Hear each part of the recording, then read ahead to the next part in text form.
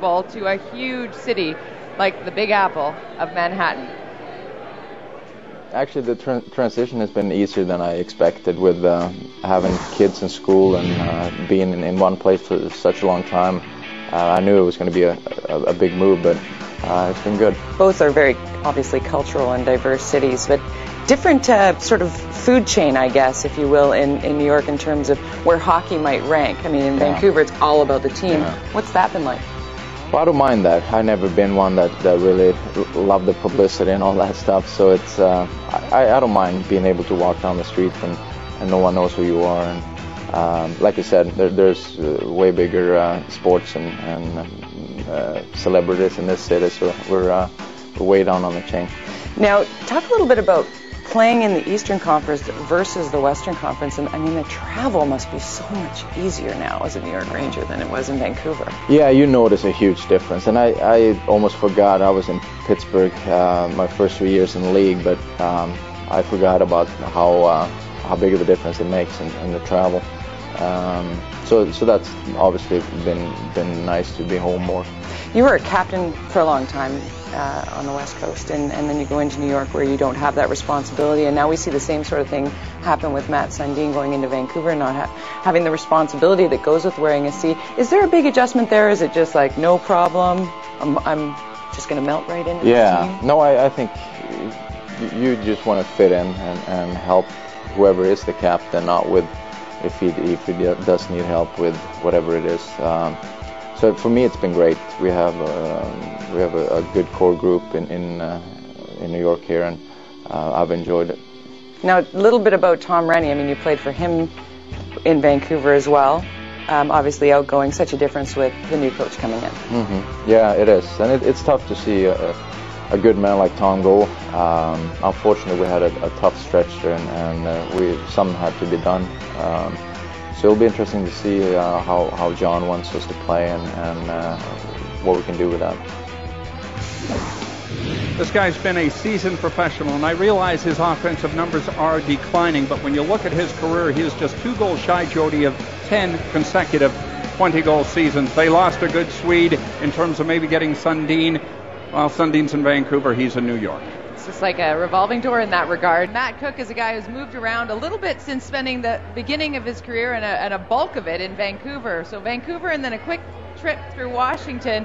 He's found himself with the Pittsburgh Penguins playing with 2 of the top players in the league. We got to sit down with Matt Cooke to ask him what it was like to make that journey to Mellon Arena.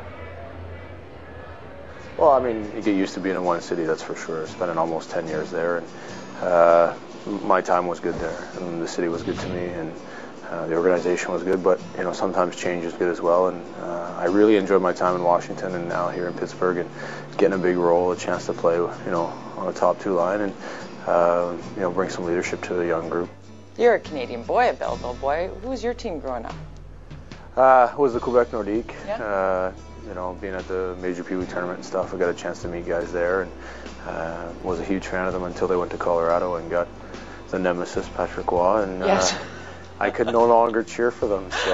So who was your, I don't know, mentor, idol? Did you idolize anybody? I think the guy that I enjoyed watching play, other than Wayne Gretzky, who, anybody born in, anywhere 70s to 80s, is a real, he's the idol. But I think the guy that I really enjoyed watch play was Wendell Clark.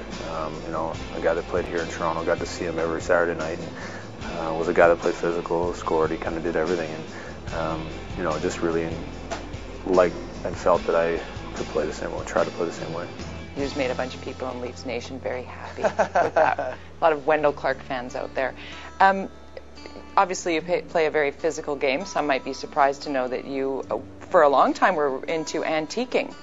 Do you still do that? I do. You only have so much room in your house, so we're pretty much full. I still enjoy it, and most of the pieces now are stuff that need care and need to be refinished, and so it's just something that I do in my downtime. I thought that was so cool when we first found out that about you, and you weren't just go to the high-end furniture antique store and pick stuff out. You would go into junk store and find the piece, right? Yeah, well, because there's something to be said about something that's been painted 5 times, and someone really doesn't know what they have, and So you're getting a piece of furniture that's been around for 100 to 200 years and still looks the same as it did. You just have to take the paint off. And a lot of times those pieces you can get at a discounted price, and as long as you're willing to put in the work.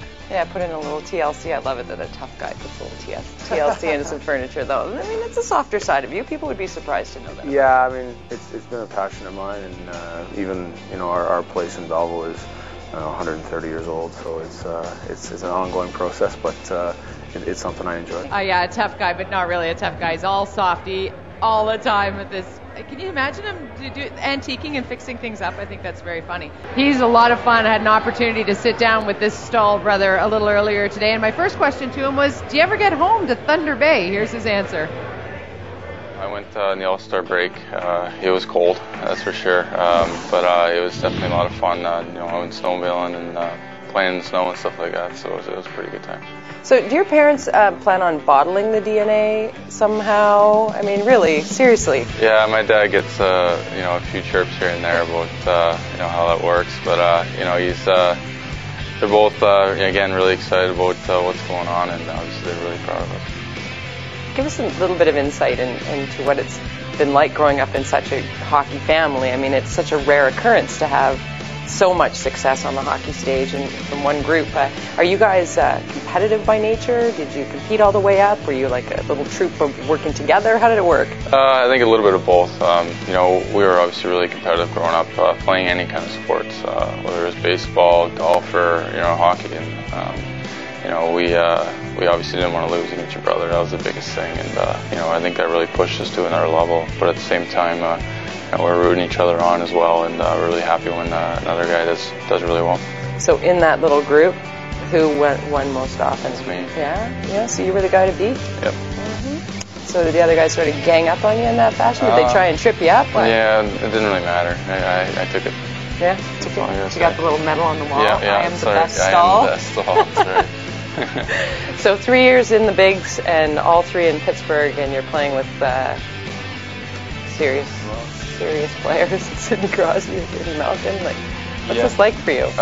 It's special. I mean, it seems like every game, you're almost in wow factor and what those two guys can do out there, and it's obviously really special for me growing up and playing with them and learning from what they can do, and obviously trying to follow in their footsteps.